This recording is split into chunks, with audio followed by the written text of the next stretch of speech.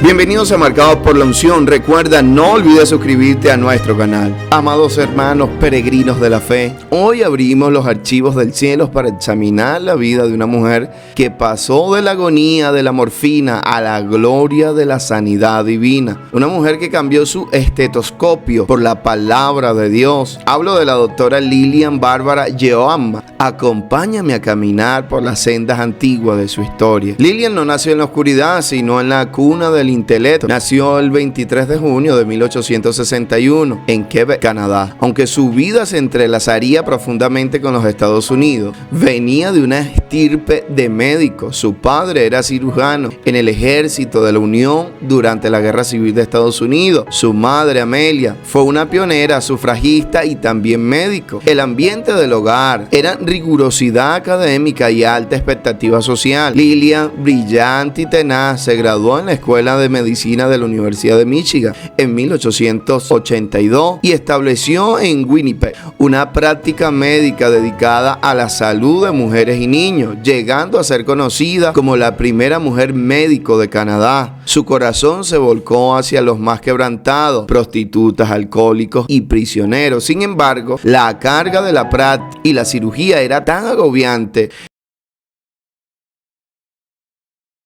que para poder dormir comenzó a automedicarse con morfina y otros fármacos. La joven doctora recurrió a lo que tenía a mano en su maletín médico. Lo que comenzó como una ayuda para dormir se convirtió en cadena de oscuridad. Llamamiento donde la ciencia terminó, Dios comenzó. Lo que comenzó como un auxilio se convirtió en una feroz tiranía. La droga se apoderó de su vida y ella misma confesó: un día descubrí que la droga, o más bien el poder demoníaco detrás de la droga, estaba jugando conmigo. Su cuerpo se consumió hasta ser descrito por una de sus enfermeras como un esqueleto con un demonio adentro. A finales de la década de 1890, la doctora Lilian no era una sanadora, sino un paciente terminal. Su condición era desgarradora, era adicta al sulfato de morfina y al hidrato de cloral. Ella describe su estado como un esqueleto viviente. Sus nervios estaban destrozados. La depresión era un pozo sin fondo. Los mejores especialistas de su tiempo, colegas suyos,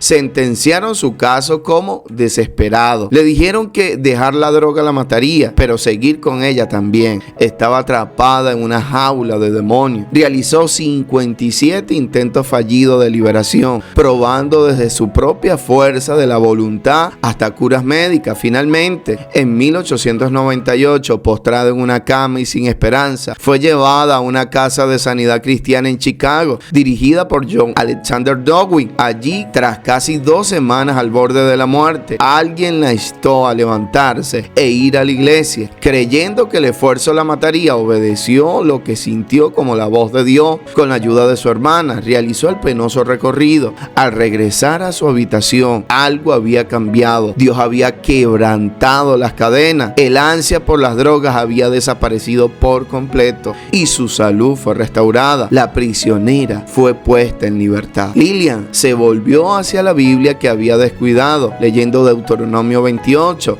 y Gálatas 3:13. El Espíritu Santo iluminó su entendimiento con estas verdades teológicas que se convirtió en su ancla. Si Cristo nos redimió de la maldición de la ley y la enfermedad es parte de la maldición, entonces Cristo nos redimió de la enfermedad. Ministerio de la medicina forense a la medicina eterna. Tras su liberación, Lilian dejó su práctica médica activa y comenzó a enseñar y predicar y orar por los enfermos. Se integró en el ambiente pentecostal y en redes de avivamiento de principios del siglo XX, colaborando con líderes y escuelas bíblicas influyentes de la época. La conexión con John Alexander Dowie se vio influenciada por el Ministerio de Sanidad en Sion, Illinois, donde aprendió que la sanidad no es un juego de azar, sino un pacto. Escuelas y enseñanza. En la década de 1920 fue profesora en la escuela bíblica de Aimee Semple McPherson, donde impartió cursos sobre sanidad divina. Sus lecciones quedaron registradas como la doctora Lilian Yeoham, escuela de curación. Sus clases combinaban experiencias médicas, testimonio personal y práctica pastoral. Predicó extensamente en Estados Unidos y Canadá durante los años de 1920 y 1930, realizando organizando reuniones de sanidad, retiros y una forma de casa de fe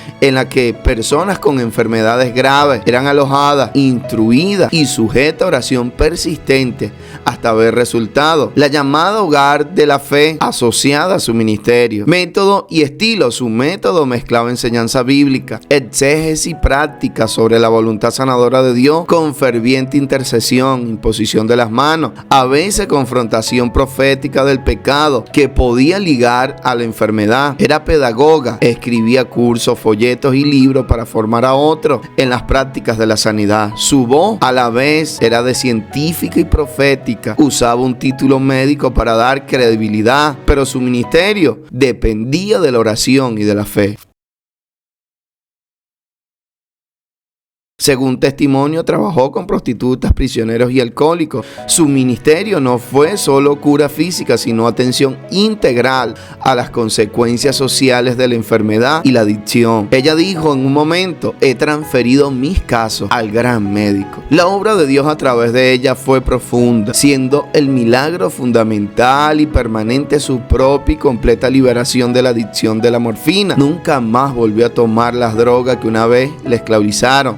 Y de manera aún más asombrosa atestiguó que en su trabajo posterior como misionera podía manejar los fármacos para tratar a sus pacientes sin sentir ningún deseo por ello. Esto no fue una mera abstinencia, sino una sanidad sobrenatural y permanente. La cura de la alabanza. El caso de la misionera. Una misionera, a menudo referida como hermana S, que regresó del campo con viruela negra y una depresión severa y marcas físicas horribles. La doctora Lilian no oró pidiendo sanidad, sino que le recetó la cura de alabanza. Le ordenó alabar a Dios por su fidelidad a pesar de los síntomas. La misionera pasó días cantando himnos con voz débil. Poco a poco las marcas desaparecieron y su mente fue restaurada. Este testimonio se convirtió en su enseñanza más famosa. La alabanza es el vehículo de la sanidad. El caso de tuberculosis avanzada. Una mujer en la etapa final de tuberculosis, tosiendo parte de su pulmón. Lilian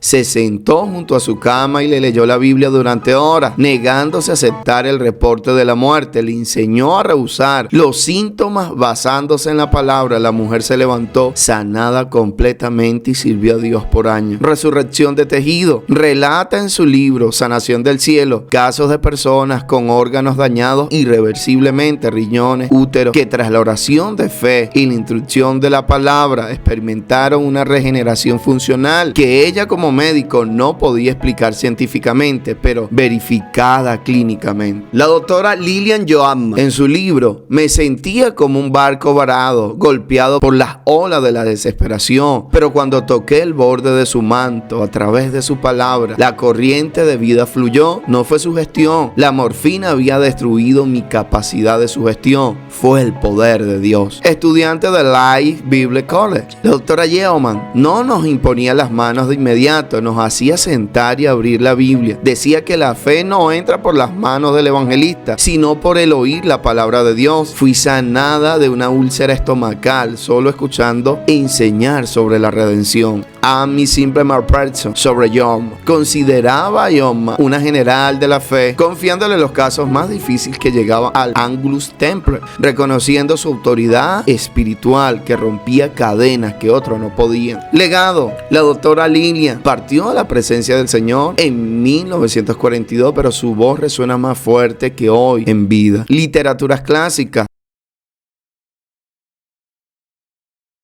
Sus 4 libros son joyas de la literatura pentecostal clásica: Sanidad del Cielo, El Gran Médico, Bálsamo de Galá y Oro de Orfi. Influencia teológica. Ella fue precursora del movimiento de la fe. Enseñó que la sanidad es un derecho legal de la redención, no un capricho divino. Influenció a gigantes posteriores como Kenneth Hagin, T.L. Osborne, Amy Simple Person, Carrie Jude Montgomery y Charles S. Prince, quienes citaban sus obras frecuentemente. Fue una voz respetada en el temprano movimiento pentecostal, colaborando con las Asambleas de Dios, la Alianza Cristiana y Misionera. Modelo de mujer en el ministerio, demostró que una mujer podía ser intelectual, profesional y ungida, allanando el camino para miles de mujeres en el ministerio pentecostal. Fracasos y controversias. El estigma de la adicción. Durante gran parte de su ministerio temprano, sus detractores usaban su pasado de drogadicción para desacreditarla. ¿Cómo puede una drogadicta enseñar santidad? Decía. Ella respondió no ocultándolo, sino glorificando a Dios para sacarla de allí. Transformó su vergüenza en su mayor testimonio. Tensión con la medicina. Hubo controversia porque algunos la acusaron de disuadir a la gente de buscar ayuda médica. Sin embargo, al analizar sus escritos, vemos un equilibrio raro para su época. Ella no llamaba a la medicina del diablo, ella era médico, sino que la llamaba limitada. Su fracaso a los ojos del mundo secular fue abandonar una carrera prestigiosa por la pobreza del ministerio, pero para ella eso fue su mayor éxito. Como todo ministro de sanidad, vio morir a gente por la que había orado. Esto siempre generó crítica. Su respuesta teológica fue siempre volver a la palabra. La incredulidad de algunos no anula la fidelidad de Dios.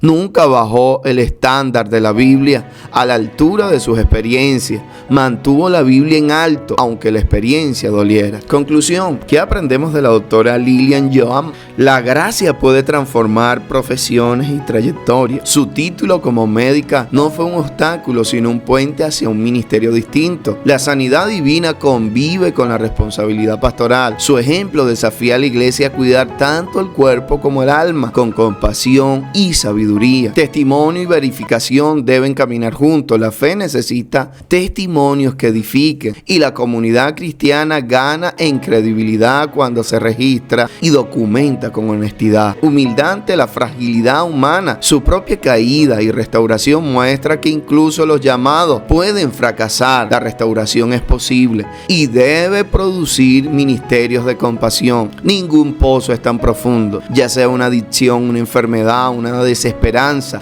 La gracia de Dios puede alcanzarte. Tu condición, por grave que sea, no es el final de tu historia. La palabra es tu medicina. Ella encontró su liberación no en un método, sino sumergiéndose en el poder creativo y sanador de la palabra de Dios. Su consejo sigue vigente. Satura tu mente y tu boca con las promesas de Dios. La alabanza es tu arma. No subestimes el poder de un corazón agradecido. La alabanza, aún en medio del dolor, cambia la atmósfera espiritual y trae la manifestación de Dios.